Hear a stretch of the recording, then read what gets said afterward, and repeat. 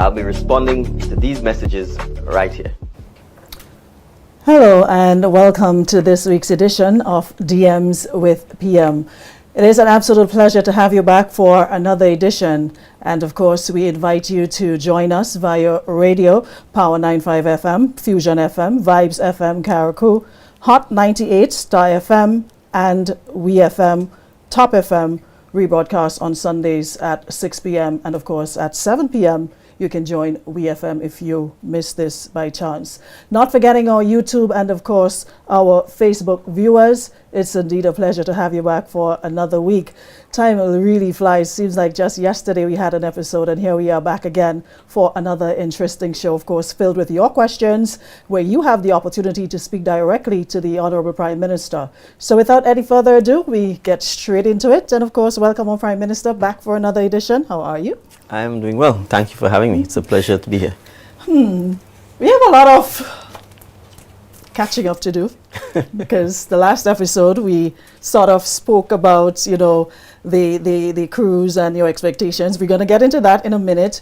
But I have a question. I'm not too sure where it stemmed from, but the audience, the viewers, they'd like to know, what is one talent or hobby people would be surprised to know you have, apart from cooking soup? So when I was younger, I used to crochet. Huh? Like doily? Like doily, yeah. Like doily, I used to crochet. Okay, then. I don't know if I can still do it, but I suppose with these things, it's like a bicycle. If you give me the thread and the hook, I should be able to make a row or two. We need a second to digest this. Out of all the hobbies in the world, crochet. I used to make money from it too. Yeah, 4-H Club, I used to starch the doily, sell it. I think back then I sold for $20 and $40. So, where did that interest come from? I actually think it was, if my memory serves me right, it was one of those days when there was no school because there was a tropical storm or something like that. And I saw my mother doing it. And I asked her if she could teach me, and she did. And I took up the hobby. And in those days, you know, there's always a lot of entrepreneurship in me, a lot of hustling. So it was a good opportunity to make money. You made the doilies and you sold it. So that was that was one. I can give you another one that's probably more in your field. No, it's that. So back in the day when, you know, the Trinidadian FM radio stations became very popular, you know, way back in the days, Chinese Laundry, Dr. Hoyt, that sort of thing. Okay, then. I used to stay up in the wee hours of the morning when there was no one butting in to interrupt the songs. You know, that time the Shabarangs and so on would just come in. I'd tape the music, TDK cassettes. TDK cassette, 60 minutes or 30? 60 minutes, and sell them in town Hold on. for $20. That's how come I knew Super P and Patrick and these guys in the market square selling from back in the days. Well, I mean, I was kind of taken up like, what question is that? But now, crocheting and selling cassettes. Yeah. TDK. TDK. Yes. I'm sure there's a lot of folks in the audience Most who people probably don't even don't know know about that. You're not from that era. That's why you were missed at Tract in the 90s. That was your era. So next one, we're holding you to it. Folks, it's DMs with PM right here. And of course, we have a lot of your questions coming up momentarily. But before we do, we went sailing on Sunday. What are your thoughts? I mean, apart from going by the DJ, what did you do? Meet and greet? Well, how was it for you? We didn't think you see you with any jamming and having a good time like we did. What did you do? Sometimes when you're having a good time, you can't see other people having a good time. You know, but no, I think it was. I haven't been on a party boat cruise in a very, very long time, probably more like decades. And I think the boat was quite nice. I got a chance to see the tour. I think I was impressed with the fact that it was built in Grenada. It's solar powered, so that's very, very impressive. And for the most part, the ride was smooth. I think I did get up the next day feeling a little rocky because I suffer from motion sickness sometimes. So, but I think it was a nice vibe. I think it had a fantastic mix of people, young, in between, senior. Everybody seemed to have had a good time. I didn't hear any complaints, except perhaps that people wanted it to go on a little longer. But you always have to cut it short. Well, speaking of that, we've now raised an ant's nest because the folks in the diaspora, they're asking when is their turn for a cruise with the PM. The carnival is just around the corner. They'll be hearing their numbers, so they're asking when is their turn. So You know they don't like feeling left out. I refer them to the fundraising committee for the St. David's branch of the party. They're the ones who organize the cruise. I was a guest like everybody else. All right. So, guys, stay tuned. Remember, if you're just joining us on Facebook, YouTube, or the various radio stations, please share the live and give other folks the opportunity to be part of DMs with PM. So, like we said, we have an interesting program ahead of us, lots of questions, and of course your calls, and we'll be on the street with Norris as well. So we'll take a quick break, and when we come back, we get straight into DMs. Calling the CARICOM community, assembling global Africa, the 4th edition of the Afri-Caribbean Trade Investment Forum. Active 2025 is coming to St. George, Grenada, this 28th to 29th July. Join government and business leaders, investors, and trade and finance institutions to explore the theme, resilience and transformation, enhancing Africa-Caribbean economic cooperation in an era of global uncertainty. Be there as we stand together to strengthen our commercial ties, to promote shared trade and investment opportunities, and unlock prosperity for Africa, the Caribbean, and the wider diaspora. The 4th Afri-Caribbean Trade and Investment Forum. Reserve your place now at active2025.com.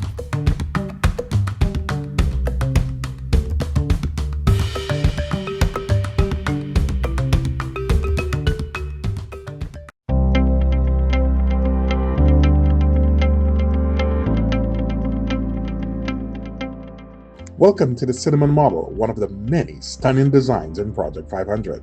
The home offers 944 square feet of living space, not including the veranda. It includes 3 bedrooms, 2 bathrooms, and a dedicated laundry storage area, all centered around an open kitchen, living, and dining space for everyday comfort. In the current view, it work at 70% completion, having rough plumbing already in place, electrical, interior walls, and ceiling finishes to be installed soon.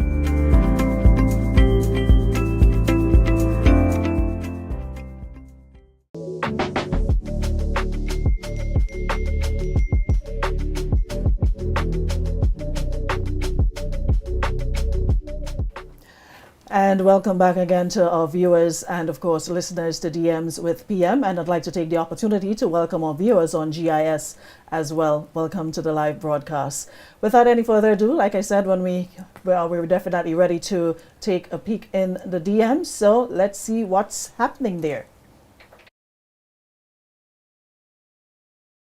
I believe we have our very question, Cameron George. And he says, I'm a self-employed farmer from St. David. Before the 2022 election, the former Prime Minister expressed that law enforcement should stop pursuing cannabis-related charges, calling it a waste of time and resources. As the current Prime Minister, do you share this view? Given your campaign on cannabis reform, what specific policies or legislative changes does your administration intend to implement? Right. Thank you, Kimron, for this very important question. Actually, believe it or not, we spent most of Monday in Cabinet actually discussing the legislative and policy reform in relation to cannabis. So I will try to be as brief as I can in terms of responding. One, the intent is to depenalize cannabis use in small quantities and to also permit the growing of small numbers of cannabis plants to facilitate use for personal purposes in small quantities. The exact amounts is going to be determined as part of the policy. 2, we intend to establish a medicinal, industrial, and commercial, as well as religious and sacramental use of marijuana. So in the case of religious and sacramental, certainly starting with the Rastafarian community, who we know uses it as part of their religious practices. And from an industry commercial perspective, we are seeking to enact legislation that will actually permit, by licensing and permitting process, the growth and development of a medicinal marijuana industry. We have received a first draft of the legislation from the legal drafters. We are intending actually next Monday to have a further deep dive on this issue. And thereafter, we're hoping that the draft bill can be settled and that we can actually be in Parliament as early as July to be able to pass the legislation, or at least have it read in the lower house. As part of this process, we are also looking to have an amnesty or expunging of records for persons who would have been convicted of possession of marijuana in the past, up to whatever is the amount that we agree upon would be permissible for small personal use. I want to emphasize that this is not a straightforward and simple matter, because Grenada, like most of the world, is a signatory to certain treaty conventions addressing the use of narcotics, and we have to comply with our international obligations in relation to those issues as well. But we certainly don't want our police officers spending their time chasing someone for a marijuana spliff. We think there are certainly better ways in which the police resources can be utilized. Having said that, we also want to make it clear that this would only be permissible most likely to persons 21 and over. And there are still going to be significant restrictions on likely no smoking of marijuana in public, absolutely no smoking around educational or school institutions, etc. So there will still be a number of restrictions that we intend to put in place. But all things being equal, we are hoping that we can have at least the first reading of the bill, or at least its passage in the lower house by July of this year. We have another question from Sharian. It reads, vouchers were awarded after Hurricane Beryl to people who needed assistance with repairs. I understand that vouchers are not being honored. Is this temporary, or are the vouchers no longer valid?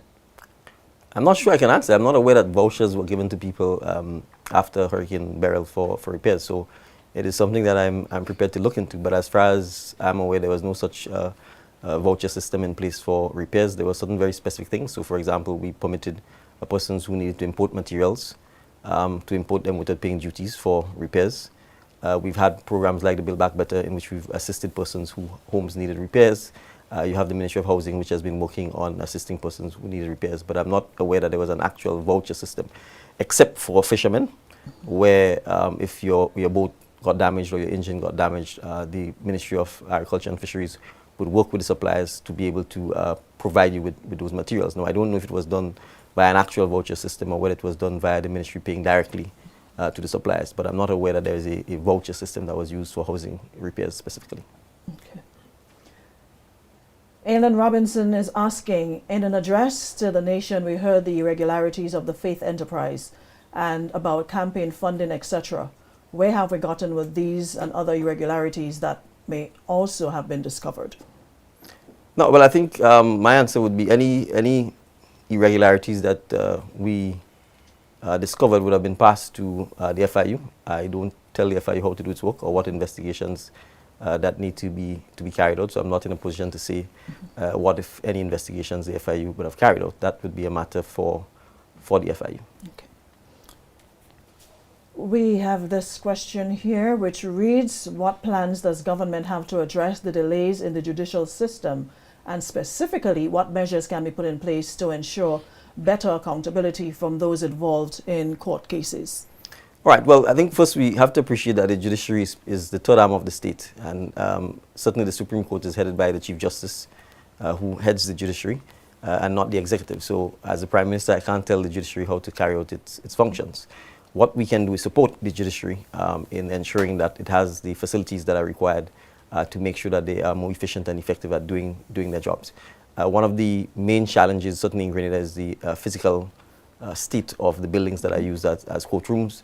And we are keen, the Attorney General and the Minister of Legal Affairs is currently pursuing plans for us to build a halls of justice that will hopefully centralize all of the courts and the administrative support needed to make it more efficient.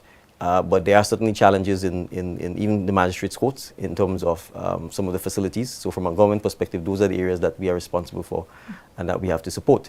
But in terms of the work ethic, in terms of the hours of work, in terms of how the judiciary itself conducts its business, is a matter for the judiciary. But there are certainly things that I think can be used to improve efficiency, more use of technology. If you go to the courts, you'd see that the judges and the magistrates are handwriting their notes. I mean, in 2025, there's absolutely no reason why that should still be happening. There's technology that can go from speech to text quite rapidly. So areas like that needs to be resolved.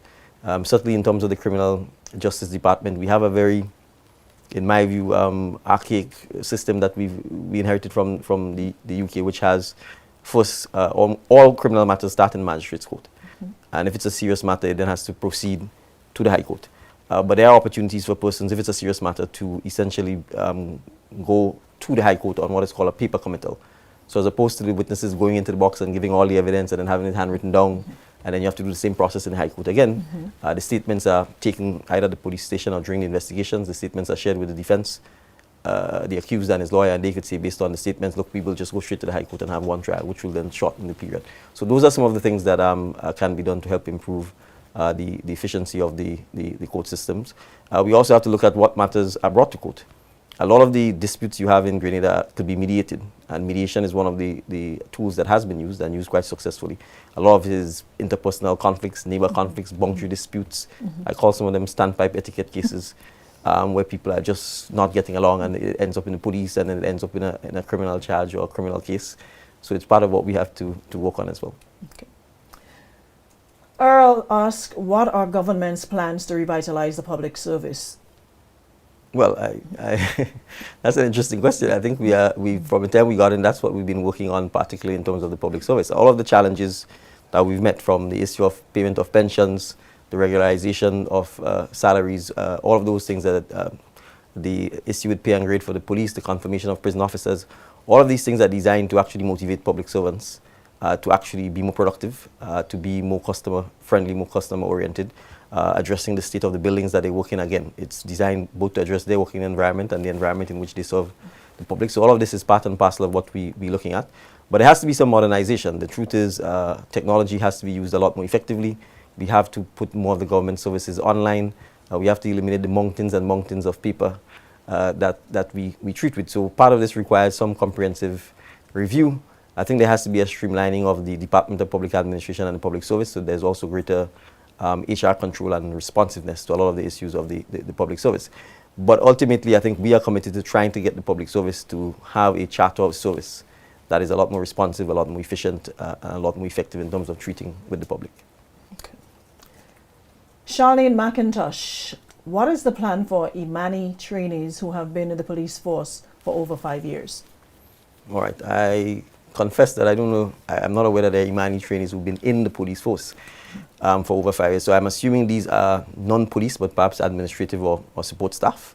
Our policy is clear that if, in fact, they are in any branch of government and they meet the requirements after having been trained, then our policy has been that we will take them on as employees. So I'm not aware that there are any large number of such persons within the police force. They certainly cannot be police officers, that's for sure. If they're administrative or support staff, then I can certainly come back with getting the numbers and verify whether we've begun that process of taking them on as full-time staff. Okay. We have another interesting question here from Colleen, and she's asking, I would like to know, why does it take months or even a year in some instances to be approved for house plans, even after changes to be made were completed and resubmitted? Are there any plans or consideration for review of the process and length of time for approval? Right. Well, I mean, it's a question that I think the planning authority would have to specifically address. And insofar as if it's taking that length of time, I'm sure even the planning team would indicate that it ought not to take that long. There is perhaps two major challenges that the planning authority has. One being human resource, in that, for example, on environmental and health issues, they have to go back to the Ministry of Health or sometimes the Ministry of Environment to give them their input. And that sometimes causes the delay, especially if it's an issue that requires, for want of a better word, negotiations or discussions to come to a point of view. That is one of the challenges. We've also had some human resource issues in that we have not had what I would call a consistent and steady chief executive officer for some time, so that has posed some challenges in terms of leadership within the organization as well. So I think a new CEO should be or should have been appointed, and hopefully that should bring some stability in leadership and allow the organization to be able to address any backlog of applications that it has pending. Okay. We have a question from Unknown, and Unknown is asking, during the budget presentation, there was mention of revising import fees and potentially adjusting the age limit on imported vehicles. Has there been any updates on these proposals? If not, is there a projected timeline for when changes might be implemented? I can't give the projected timeline, but I can certainly say we intend to address this issue. There is no question that the amount of vehicles that have been imported into the country is posing a significant challenge. It is likely that we are going to move the age limit from 10 to 5 years. And even in the case of hybrid and electric vehicles, certainly to benefit from the concessions, it is likely that it may very well be new or mostly new vehicles, because we also don't want people dumping very old electric or hybrid vehicles, particularly because of the challenges of the age of the batteries. So we expect the team from the Ministry of Finance and the Transport Commission to give us some final policy positions for consideration on this matter. But we are expecting that this is likely to be implemented before the end of the year. Okay. C.S. St. Louis says there are several abandoned buildings in the town of St. George and other towns. Is there anything the government can consider apart from higher taxes and subsequently reclaiming the properties with a view for leasehold to local business persons? Well, certainly, I think we have to find ways to incentivize people to invest back into the buildings. I will confess that a lot of the abandoned buildings in St. George is actually government property. So we first have to start with ourselves in terms of how we can partner with the private sector to get significant capital to revitalize these buildings. And that is something that we're having ongoing discussions with, both in terms of private sector persons as well as a group of what I would say well-concerned Grenadians who are architects and engineers and other business persons, as to how we can come up with a plan that would allow us to arrange for some of these buildings to be vested in persons who have the capital to actually invest in revitalizing them. But in doing so, we want to have a coordinated approach. We want to make sure that the historical significance of the buildings are preserved, that some of the facade is saved so that it keeps, in a sense, the St. George's look, if we may put it so. But to recommission and renovate these buildings is going to cost large sums of money. So we would have to find ways to incentivize persons who have that kind of capital to be able to come in and to be able to make those investments in terms of revitalizing the towns of St. George's and Grenville and elsewhere. Before we go to break, though, I have one question, and this person I promised I would ask, because this is a young man who is passionate about Grenada, lives abroad, but is very, very passionate about Grenada and giving back. And in his capacity, he deals a lot with mental health and mental health issues. So his question was, why does it seem so difficult for qualified Grenadians living overseas to actively assist or integrate international efforts aimed at improving healthcare services? And what steps can be taken to create more accessible, inclusive pathways for diaspora professionals to offer their expertise and support in a meaningful way, just to give back, not looking for anything in return? So I will say I hope the degree of difficulty is lessening and it's improving since our administration has been in office. We have taken a number of steps to try and ease that process. First, by working with GDAC, which is a Grenada Diaspora Advisory Council that was formed by two Grenadian female professionals in the US, which essentially they use as a basis for collecting as much data as they can from persons like this who want to give back. So I would say if he's had difficulty with being able to speak to someone in Grenada who can facilitate this, I would recommend, and I'll give you the contact details after, for him to contact the two persons who head up GDAC, and that he can take his information and then he can indicate which area he wants to help.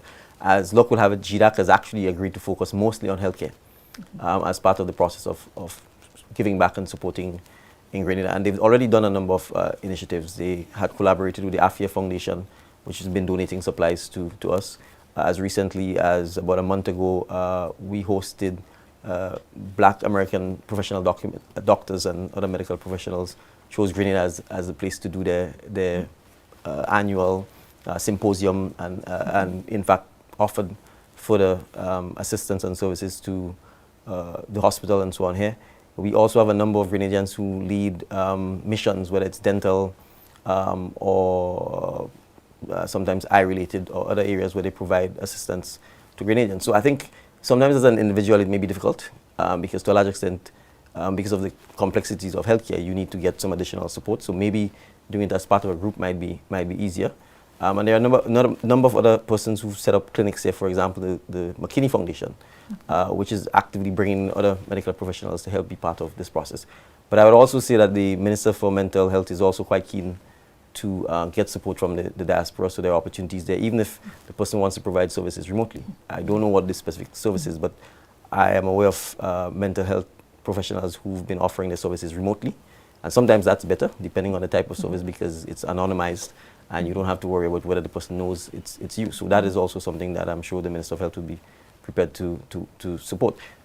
But the challenge is we do have the Medical and Dental Council. They are responsible for licensing doctors, not the central government. So even if you are a Grenadian who is licensed to practice in the UK or in the US, you still have to meet the licensing requirements here to practice. And comply with the laws here. So sometimes that process poses a challenge for diaspora, because I think they sometimes think, well, I'm licensed in the US, so I should be automatically accepted. But the truth is, Grenada is a sovereign country, and you still have to go through that process, because what you don't want is if you don't check, you don't go through the process, and then you find out that someone who is not licensed in wherever they come from, we allow them here to practice, and then people say we didn't do the due diligence or we didn't do the check. So it's getting that little balance. Okay. But we'll still pass on the number so they can do their follow-ups. Yes. Okay, viewers and listeners, we have to take a short break, but when we come back, we have more DMs from the streets.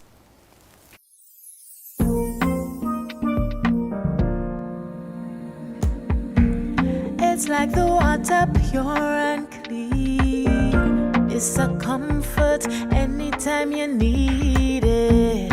It's for everybody, fresh and green. You can count on us, there's nothing like it.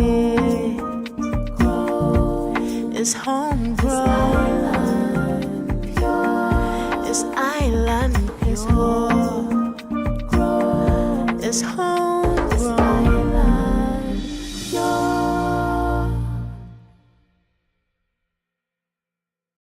Calling the CARICOM community, assembling global Africa, the 4th edition of the Afri-Caribbean Trade Investment Forum. Active 2025 is coming to St. George, Grenada, this 28th to 29th July.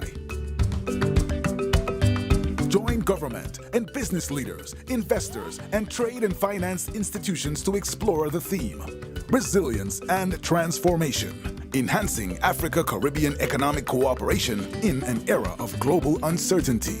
Be there as we stand together to strengthen our commercial ties, to promote shared trade and investment opportunities, and unlock prosperity for Africa, the Caribbean, and the wider diaspora. The 4th Afri-Caribbean Trade and Investment Forum. Reserve your place now at active2025.com.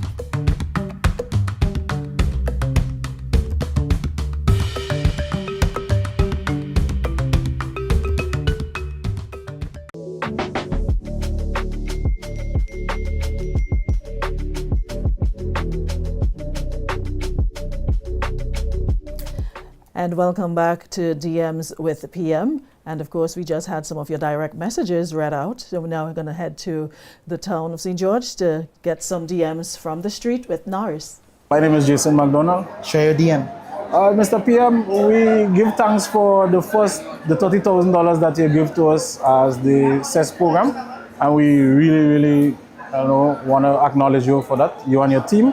And we want to know what you have in plan for us again, to give us another little push, because we have the machines, but place like to saturate the machines, we have a little jam. So we're looking forward to see you again coming to look for us, sitting and talk with us as usual. That's one thing I could say about the Prime Minister. The Prime Minister is not a shy man. And he don't pick and choose people to come and talk to. He talk to everybody. He look for you in every hole, every cranny in Grenada. Yes. And we're looking forward to see him again. Yes. So like a while we didn't see him on the side. So we want to see the Prime Minister. I like that. I like the last part. A little while we didn't see him. Right. So Jason, well, first of all, I think the question, I think I'm sensing from him the challenge he has is a location to establish his business. So he's one of our agro-processors who makes oils from almost anything. Nutmeg, you name it, all of the spices that we've had. So the challenge for him has been finding, in a sense, a factory space.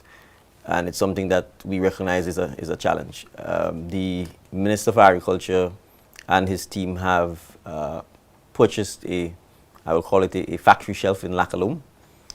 The aim there is, in fact, to be able to use that factory shelf for local agro-processors to be able to have access to be able to do some of the things that Jason and his partner deals with. So I'm thinking it might be an opportunity for Jason to come into the Ministry of Agriculture and speak to the agro-processing desk and to give them an indication of the type of equipment he has, to see whether there's an opportunity for his equipment perhaps to be stationed there and to be used for the agro-processing.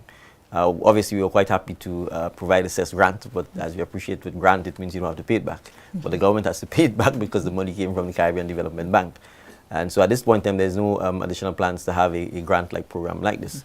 But certainly the Ministry of Agriculture is working on space for agro-processors. And I also want to make the point, and this is something that I think we have to address with GIDC. You know, a lot of the space that is rented now is sort of rented to what I would call big or medium-sized companies, but we really do need to get space for the smaller, micro, small, and medium-sized businesses so that they can also get some rental that allows them to prosper. So this is something that's a challenge. And Jason, I'm sure you will see me sooner or later. Perhaps if you send some nutmeg, your nutmeg fat. He does something called nutmeg fat. The color of it is orange, like bright orange, and also the maize oil. So I'll tell him to bring some of his products so we can show the talent on the show. Fantastic. Hi. Nice. What's your name? Again? Neon Stanislaus. Neon Stanislaus? Yes, sir. Ask your DM. Well, are there any plans to improve the facilities for sporting in Grenada and also the availability of the facilities like the stadium in Grenada for athletes, for both track athletes and footballers in the country? For example, last year, athletes wanted to use the stadium to train for track and field, but there were foreigners from other countries using the stadium, and we had to go back in Tantine to use the playing field and all kind of stuff. There were holes and all kind of stuff in the track in Tantine, and the stadium would have been a better place for us to train. So, well, not only are there plans, the plans have been effected. The track was recently relayed, both the main track and the warm-up track. The cricket stadium was handed over only yesterday by our brothers and sisters from China who've been doing renovation work. In fact, we expect cricket to take place in the coming week at the National Stadium. So those two facilities are available and have been significantly improved and enhanced. He talked about track, but plans are advanced to finally get a swimming pool built at the stadium so our swimmers can also have access. And the Minister of Youth and Sports is working on upgrading a number of the supporting fields throughout the length and breadth of Grenada. We expect work to be done in Progress Park. We expect some work to be done on the pavilion in Lassages. We have upgraded in a lot of the smaller playing fields such as Berrotin, St. David's, so that persons have better playing and field surfaces, and ensure that there are maintenance crews in place, because that's one of the challenges that we face. So we certainly recognize the importance of supporting our track and field athletes, supporting our swimmers, and we will certainly continue to do everything we can to make sure that they have access to improved quality of the fields. I would say with the stadium, it is something that I know we at the policy level have been discussing, is we do appreciate that the Stadium Authority wants to be able to protect the track. But we also need to find the right balance between protecting the track and making sure that our young men and women actually have access to be able to train on the track. So the warm-up track is one area.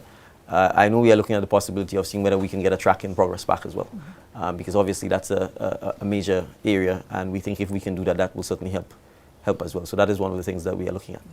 Definitely looking forward to the swimming pool. They've outgrown Good Hope and they've been doing extremely well, even at Carifta. So we're looking forward to that. We have another DM from the street. My name is Norris. What's your name? My name is Jaden CS. Jaden CS. Ask your DM. So my DM to the PM, to the Prime Minister is, I recently finished secondary school and I'm in the field of petroleum engineering. I would like to know if there are any scholarships available for me to pursue my career in petroleum engineering. Interesting. Fantastic. I'm elated to hear that he wants to become a petroleum engineer. We actually desperately need petroleum engineers in Grenada as we are about to embark on our own attempts to see whether we have commercial quantities of hydrocarbon deposits. So I will certainly note that we are currently reviewing our scholarship policy to be able to address issues like this. And as luck will have it, we had an offer from the Afrexim Bank in February when President Urama, who's the president of the bank, visited Grenada. He had offered 2 scholarships for Grenadian students to visit the Dangote oil refinery in Lagos in Nigeria. So you never know. This may very well be an opportunity for this lucky young man to get a chance to go to that oil refinery. So I will certainly get his details and pass the matter on to our technical working group in the oil and gas team led by former Finance Minister Mr. Book, to see if there's an opportunity for us to work on perhaps giving him the opportunity to go to see one of the biggest oil refineries in the world and see whether he can start his academic pursuits there, or even if he doesn't start it, but at least get the opportunity to visit and see what it's like. So I'm quite excited to hear about that. That will be awesome. That will be awesome. Another DM from the street? My name is Norris. What's your name? Kadeja Bristol, nice to meet you. All right, ask your DM. So, as Miss Carrieku and Petit Martinique at this year's National Carnival Pageant Show, I would like to know, as an advocate of mental health and sexual abuse in Grenada, Carriacou, and Petit Martinique, I would like to know, is there any initiatives implanted for these victims, not just therapists and other professionals, but events such as probably a podcast show or even events held to, for these victims to speak up, because normally they're victims because they cannot speak for themselves, they don't have a voice. So as an advocate of that, I would like to know, is there an initiative implanted or being processed for such activities? Yeah. Carriacou and Petit Martinique clearly has a good representative at this year's Carnival contest. So I think it's, she's made a number of points. I certainly will take some of them back to the Minister for Mental Health and Wellness. We don't currently have any plans in the form of a podcast or, let's say, a public symposium for victims to speak out, partly because in many instances you have to be sensitive about protecting, actually, the victims. So it would require the victims to want us to have such a public show. And they would obviously want to be able to come onto the show and talk about their experiences. But I think there may be some merit to it, because I think sometimes when people see other persons who are courageous and who speaks about their challenges, oftentimes you would find that others are able to speak out, and I've seen that myself. Our Senator and Parliamentary Secretary in the Ministry of Youth and Sport, Senator Francis, has been someone who's been a avid and very courageous and public speaker about mental health issues, sexual abuse issues, oftentimes reliving her own unfortunate experiences with that, and using this as an opportunity to encourage and motivate other women who've had similar experiences to be able to talk up and speak out. So I certainly think it might be an opportunity for us to look at pursuing whether this is something that we can do. But I think we are certainly committed as a government to trying to do everything to educate the population about this challenge and to minimize its recurrence and the terrible consequences that oftentimes befall on person. So from a policy point of view, there are a number of things that we have to do. There's a whole swath of legislation coming out of the Spotlight Initiative that we are looking to take to Parliament to address a number of issues. Time wouldn't permit me to go through them, but a lot of it is geared towards actually protecting and enhancing victims' rights who are either in domestic violence situations or intimate partner violence situations, or situations where you have other mental or physical abuse. We have one more question from the street. My name is Rachel. Share your DM. Well, I want to ask the Prime Minister concerning the market issue with the tarpaulin barricade like house inside of the market, which you cannot see if somebody pelting a bottle, if they running with a gun. And the manager, I spoke to him concerning it in a meeting, and he's not addressing the situation. And it's still there. It's months now, since sometime last year or so, early last year, and he's not addressing the situation at all, and which is disturbing, because we're not safe in the back here as vendors, registered vendors. I'm a registered vendor in the market for years, and I'm not safe because guys come in with cutlass, they pelting bottle, and you only see bottle coming and cutlass running in the air. And I just want to know when that situation will be addressed and fixed properly. I would like for the Prime Minister to give me an answer on that, please. I certainly will ask the Ministry for Infrastructure, which I head, to look into the issue of the concerns that have been raised by the vendor. Clearly, a market is a public space, and if we're having incidents of cutlass, bottle throwing, and so on, it's also a law enforcement issue. So I will also raise the issue with the Commissioner of Police to see how, one, we can enhance the security presence, as well as the frequency of the security presence. And I think certainly even things like cameras and the installation of cameras would perhaps assist. And I'm sensing from the comment she may have a concern over the presence of tarpaulins and other things that may hinder visibility and in turn her or the vendor's ability to make sure that they can see what's happening. So I think this is an issue. If it's valid, then certainly we would have to look into and see how we can assist to improve it. So I want to thank her for bringing the matter to my attention, and I will certainly ask both from a security point of view and an infrastructure point of view that we have a look at it. Okay. And that's about it for the DMs from the street. We have to take a short commercial break. When we come back, we take your calls.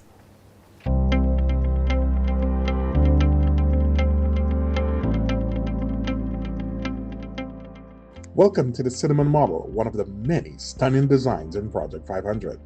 The home offers 944 square feet of living space, not including the veranda. It includes 3 bedrooms, 2 bathrooms, and a dedicated laundry storage area, all centered around an open kitchen, living, and dining space for everyday comfort. In the current view, it work at 70% completion, having rough plumbing already in place, electrical, interior walls, and ceiling finishes to be installed soon.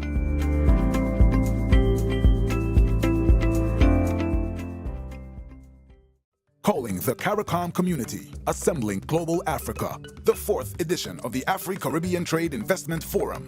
Active 2025 is coming to St. George, Grenada, this 28th to 29th July.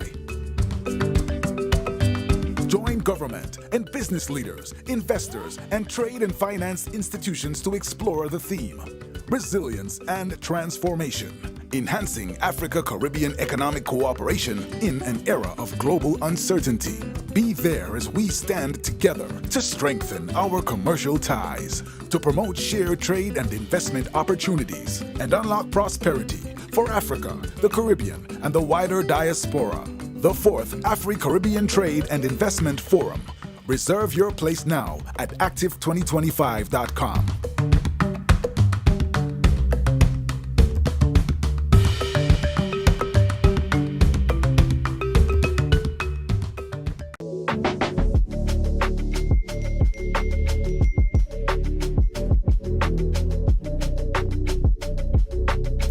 Welcome back once again to all our viewers and listeners to DMs with PM. I have to shout out the how did they call themselves? The Commenters Association on Facebook and YouTube. We have to find a way to fit in your questions because they're asking questions and interacting on the live, and they're calling themselves the Commenters Association. So Clint Williams, he is the head of the association, so he says to please acknowledge their questions. So we'll have to find a way to do that. Nonetheless, it's about time to go to the phone line. I think we have a call online. Caller, good evening and welcome. Hi, good night, everyone. Good evening, rather, and good evening to the Prime Minister. I called last week and my question eluded me, so I wrote it down to call back. With regards to the digitalization of the public sector, I remember about a year and a half ago, almost 2 years ago, we said that we're working on computerizing the public sector. We had a software that we were trying to work on. Where are we with regards to that? And secondly, is it a concern that we have with regards to nurses and them wearing their uniform as opposed to just probably scrubs? Yes, it may be comfortable, but you know, health is something that is very important, and you don't want that someone comes to give medication and you're not even sure if it's a nurse. You don't have that full confidence. You know, I go to other hospitals and the nurses are always in their white, they're always wearing their ID, you know, stuff like that. Do we have policies coming along in place for that? But that's it for me, and good night, everybody. Okay.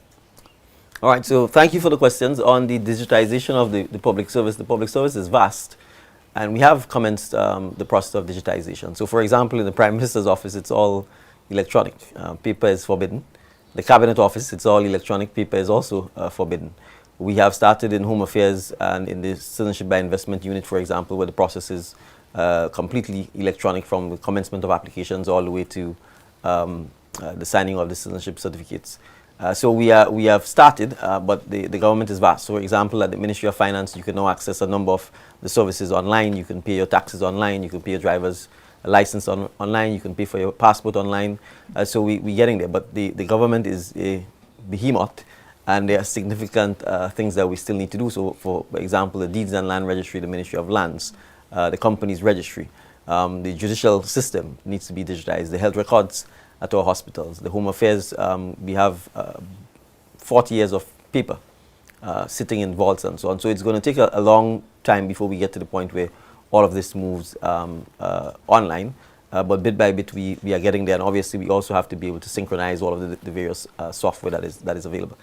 In relation to the question on the nurses, I can't speak to it because I think it's more of a technical question, but I would certainly expect that if it's not happening, that certainly we would be at a point where you can clearly have nurses who could be identified by some form of identification that they're nurses, and that I would expect that whatever is international best standard practice in terms of whether you wear scrubs or whether you wear uniforms, whatever the case might be, that we will be following same. Okay. We have another call online. Caller, good evening, welcome, and please be as brief as possible. Good evening, everyone. Good evening. You are the Prime Minister. I have a two-part question. The first question is, what steps are being taken to ease the financial burden on small agro processors in Grenada, especially when key packaging materials like glass bottles and tea bags must be imported? Despite the concerns of the portfolios remain tight for essentials that are locally available, making it difficult for young entrepreneurs just as myself to sustain their business. And the second question is, why does stigma around epilepsy still persist in Grenada? What's being done to better educate the healthcare providers as well as the public? Many with these conditions, such as myself, still face medical uncertainty and community understanding despite the years of advocacy. So what can be done to help us in the agro-processing field as well as epilepsy already? Okay.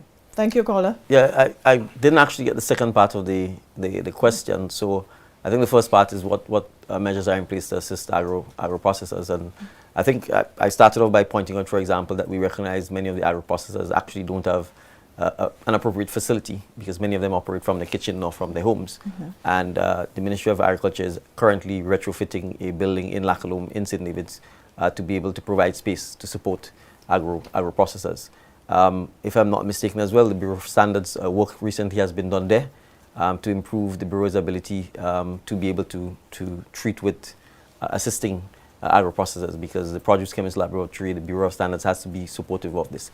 On the specific questions of packaging and so on, obviously the packaging is imported, and I mean it is imported by the agro-processors. I can't speak to at this point in time whether or not any concessions are given specific to packaging, but what I do know is that for small and medium-sized businesses, concessions have been approved by the government for them.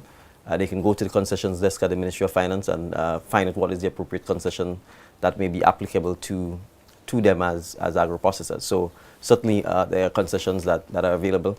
And as one of the callers from DMs from the street pointed out, when we got into office, we did grant funding to support many of our agro-processors who benefit largely from the CES financing. So I think one of the challenges sometimes with smaller businesses, including agro-processors, is that some of the technical support that is required in terms of the marketing and the packaging and so on, that help is required sometimes in those areas, as well as the business side of things, because you may be talented, you may be able to create a product, but you still have to be able to sell the product. You still have to make sure that the product has the type of standards and qualities that that is consistent and standardized. And to some extent, GIDC does provide support, business support in those areas. The Grenada Development Bank also provides funding for small agro-processors as well. So there are a number of other areas that you can benefit from in those areas. Before we take this call, let me just ask this one quickly here from someone who's saying, if you have any plans in the near future to visit the village of La Femme in Penmouton, they're in desperate need of some road restoration and debushing as well. Yeah, well, the debushing is ongoing. The roads, we are aware of the issue. As I've been saying with almost all of the roads throughout Grenada, the challenge here is that we still don't have the asphalt, we still don't have the bitumen and so on in sufficient quantities. And so it requires us to be able to plan out rather than do temporary patchwork. But there are other things we're working on. As I said, we've ordered a pothole patcher truck. Again, all of these things have to be imported from outside of Grenada, in this case specifically the United Kingdom. We expect that we will have it, all things being equal, with no interruptions in light of the way the world is going by August. And I think once that happens, it will put us in a position to have equipment that could allow us to dramatically improve our ability to repair a lot of the potholes and so on that emerge, particularly during the rainy season. Okay. Yeah. But the La Femme parts? No, the visit is going to come. Okay. All right, I think we have another caller online. Caller, good evening and welcome. Hello, good evening, Mr. PM, and good evening to you, Aruna. Welcome. Mr. PM, I want to congratulate the NDC for celebrating 3 years, and I feel just like I win $1 million. The reason why I have to our children know what to rule. They exercising, and exercising is very good for young children, and I'll come, I'll get rid of that. Pension pay, I'll get rid of that check. I'll raise salary check, and so much thing to check. So I just want to thank you so much. And 37,000 people rejoicing and celebrating the 3 years. And the last point, Mr. PM, the contractors you all have building the house and repairing the house of the people. There are many people that have backbone. When I say that, like they have money that they could do the work, pay the workmen. But we have some contractors there and so strong like that. So I would like to see you all. I know the treasury do have monies when I collect and do work. So if I could keep back some these workers and them, let them stay a little 2 months, and then when I collect the money, I'll put it in the bank or the credit union away, and then I'll call them and give them the job, so that they will breathe a little easier. So when they work, when the workman work, they know they have money, they could go and get the money and pay the workmen. So you ease up some stress from them. Okay. Thank you. Thank you so much, Paula. All right, thank you very much for the congratulatory message. Check. And we have to for pick up the Minister of Check in the building. Right, so as well. the Minister Andy Williams is in the studio, so he's hearing you loud and clear. So I'm sure he's happy for the triple check that you acknowledged. On the question of the contractors and the houses and so on, your comments are noted. We, as a government, have tried to work with a lot of the smaller contractors because we recognize the very nature of construction industries that, to a large extent, many contractors simply don't have any cash flow. They don't have any working capital. They depend completely on the monies provided to them by the employer or the person who's hiring them, in this case the government, to be able to build the house, to be able to pay the workers. And so even through MIT, we've sought to collaborate with Ariza and other credit unions to see how we could facilitate this. But it's always an ongoing stuff that has to be managed. Sometimes the contractors don't manage their money properly. Sometimes they misunderstand the type of contract. When it's a fixed price contract, they are paying people by the day. And then if the people are not productive, then they run out of money because they're paying them and then they haven't completed the job. So all of these are some of the things where we are trying to work with our contractors to become better. That's why we had the financial literacy sessions, for example, and we're going to continue having them so that hopefully over time we can build up the growth and development of our contractors. Caller, good evening and welcome. Hi, good evening. Thank you very much. Good evening to the Prime Minister. Good evening to you, Ms. Neptune. Mr. Prime Minister, I am calling you as a temporary teacher, one who has been around for almost 8 years. And we really and truly, we appreciate the efforts of the government. And however, as temporary teachers, it's very frustrating. You know, sometimes we start off with a lot of passion, a lot of vigor, and then eventually it dies away because of the length of time we have to remain temporary. And I'm really calling to ask, sir, if you can look into the process and how that process can be expedited, because it has been a very long time now. We've been hearing about this 226 teachers. Since March or April, we've been hearing about it. The school term is ending, and it seems like we may have to enter back the new school year in September, and nothing, yet to show that, we have been regularized. And so much is happening, and it's really daunting, especially for a young male teacher like myself, who is very passionate about teaching and education. But every day that passes by and we don't get the opportunity to, be regularized and to see like that we're a permanent member of that school that we're at. It is really a daunting and disheartening thing. And so I want to ask, sir, if you can look into that process for us, the temporary teachers who are really getting anxious anxiously awaiting, those letters. Thank you so much, And therefore, I caller. thought it fitting to call. All right. Thank you so much. Thank you so much. All right, thank you. I appreciate this. I am just as concerned as you are. As you have said, I publicly announced our intent is to regularize 23 or 24 teachers. The cabinet has approved this. But I don't control all parts of the government. There's a process between the Department of Public Administration, the Ministry of Education, and the Public Service Commission. That is where that process is. I certainly, as recently as yesterday, discussed this matter with the Ministry of Education and senior management at the Ministry of Education and the Public Service Commission to urge everyone involved to do what is required to expedite the process to make sure that the teachers are regularized. I even had a further conversation with the Minister of Education to get an understanding of why is it, for example, someone could be temporary for 8 years. And I've indicated to him that my view is that we should do everything to ensure that from a policy perspective, we can minimize this. I was told that that you start off temporary. I asked why not start off on probation, and that after your period of probation, if you meet the criteria and the requirements, that you are made into an indefinite teacher. I'm saying indefinite here, I mean, because as a teacher you may decide to leave after 5 years or 10 years, or you may stay. So permanent is perhaps not a term I like, because it implies that you don't have the right to leave, or if you're not performing, then that nothing could be done to address that. And the minister indicated to me, well, he gave me the historical context in which these things happen, but I think we have to move beyond some of these historical legacies that in my view is counterproductive. If after a year or 2 years, whatever the probation period is, a person meets the criteria and they're able to continue teaching and they're interested in a career in teaching, in my view, they should be moved on so that we don't have this administrative burden. As I understand it, every September, you have to go through this archaic process of reappointing people temporarily, which is why I understand last year you had these challenges with payments and so on. So, we have to get to a point where we make our lives easier.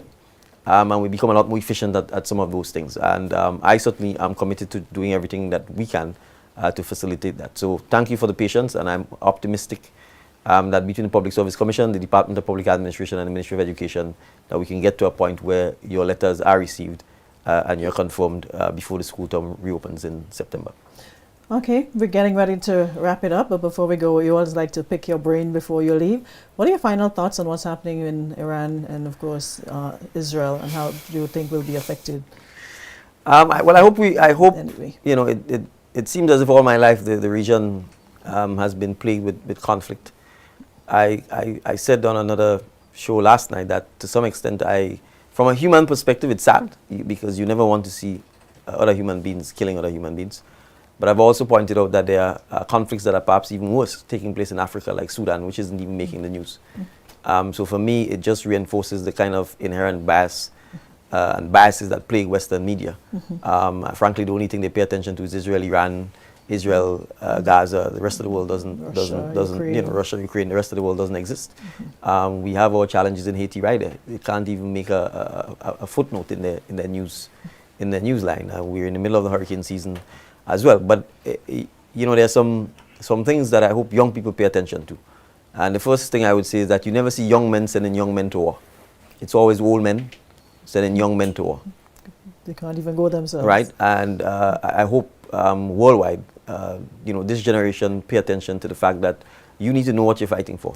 You need to know why they tell you somebody is your enemy. And I hope the young men and women of Iran, the young men and women of Israel, the young men and women of Palestine themselves will wake up and realize that these old fellas sit safely in places hundreds and thousands of miles away from the conflict and give orders to send thousands and thousands of people to their death.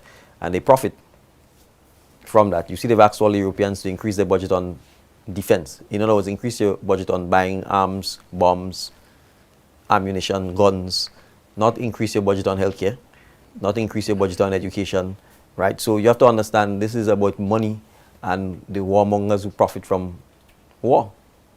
Essentially, that's what it is. When the bombs get obsolete, they need to use it so they can build and justify the creation of more bombs. So we need to pay attention to that.